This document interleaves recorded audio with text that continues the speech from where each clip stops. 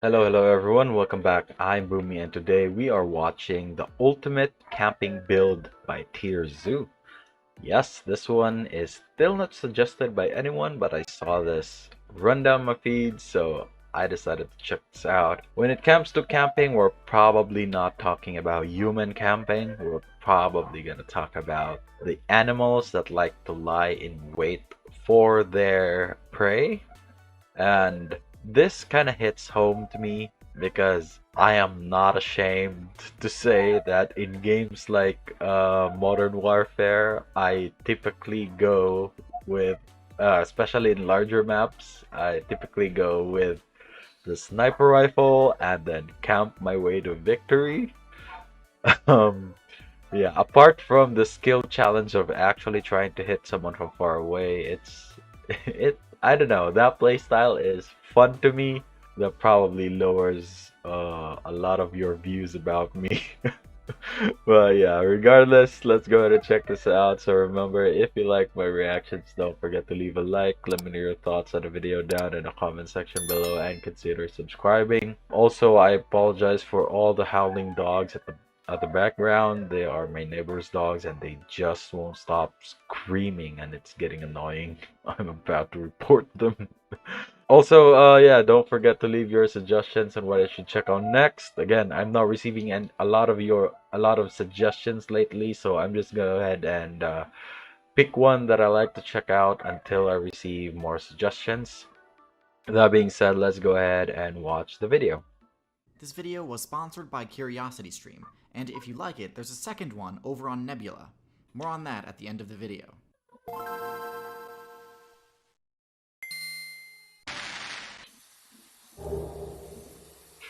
Soul of an ant drone.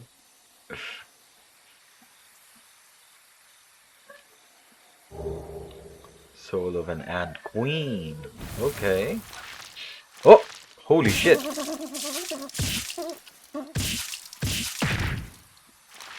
And that's another victim.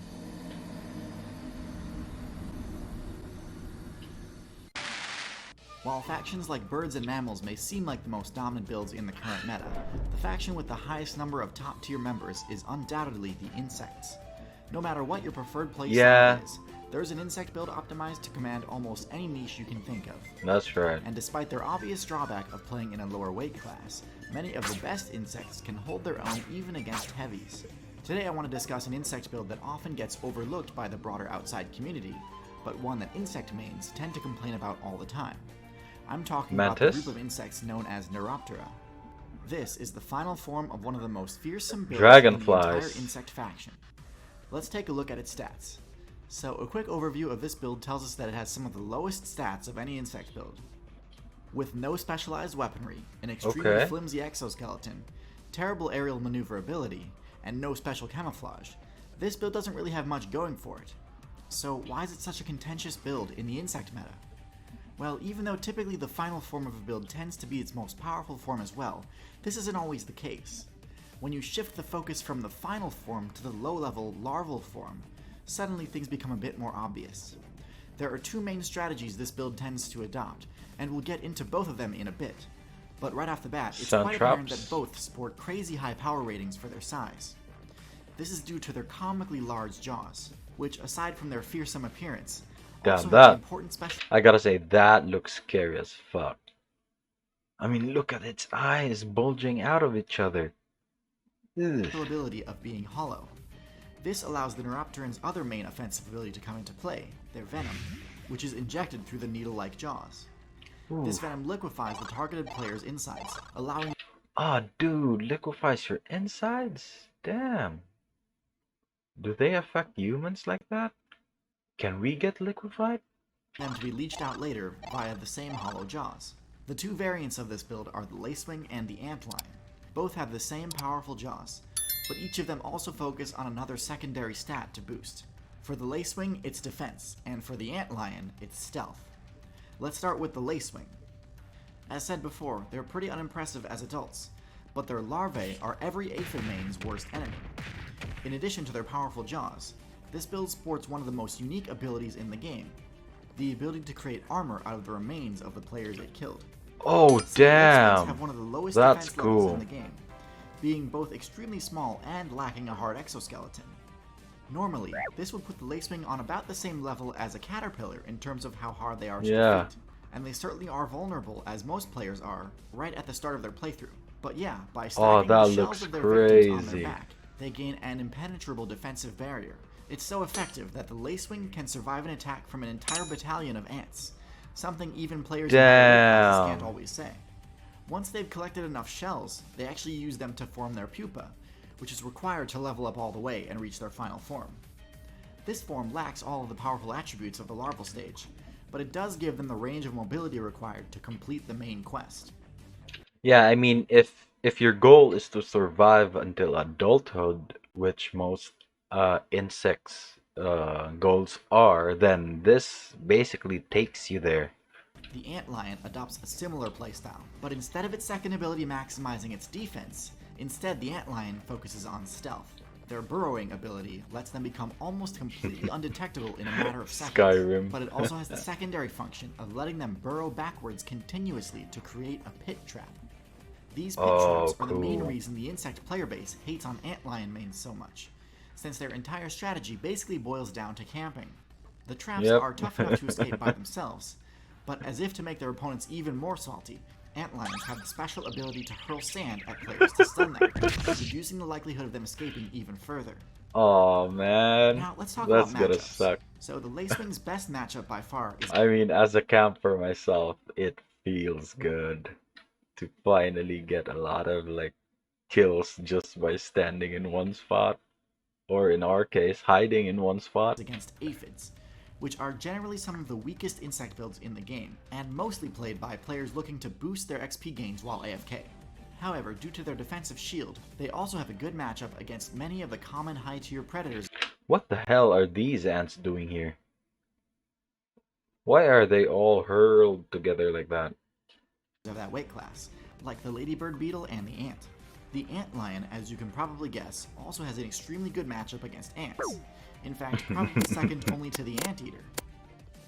Their main weakness is flying builds, because insects with this ability have no problem escaping the traps that they set. Yeah. So where do I think the Neuropterans fall on the tier list?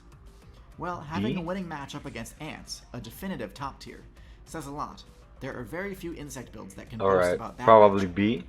However, I do think the Neuroptera player base has a ways to go before I'd consider them top tier.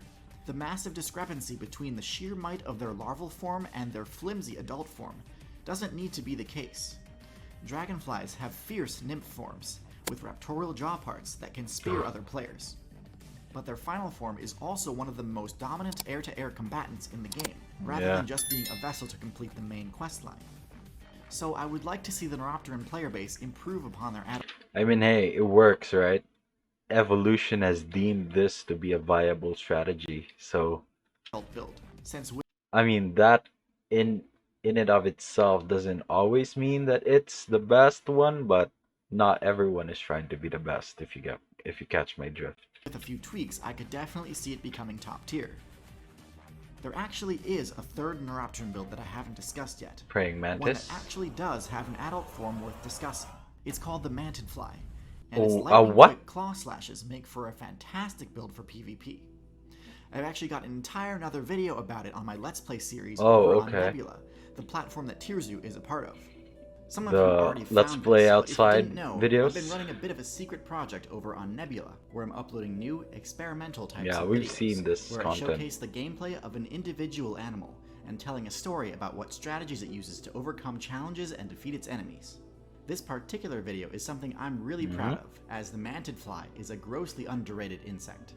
So, how can you watch my Nebula original content? Well, that's where CuriosityStream, aka hub of the best high-quality nonfiction content on the internet, comes Yep. in.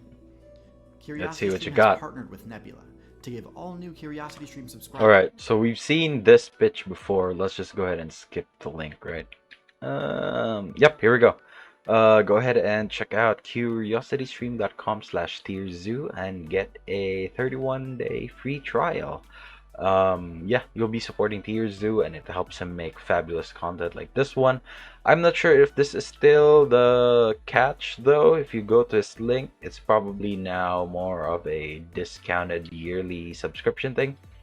So yeah, go ahead and check it out if you guys want to. And as always, a really good video by TierZoo. Very entertaining. Yeah, I wasn't expecting that it was just gonna cover one particular animal, but then again, I should have guessed that just by looking at the runtime of the video. Regardless though, that's not something I've seen, I don't think.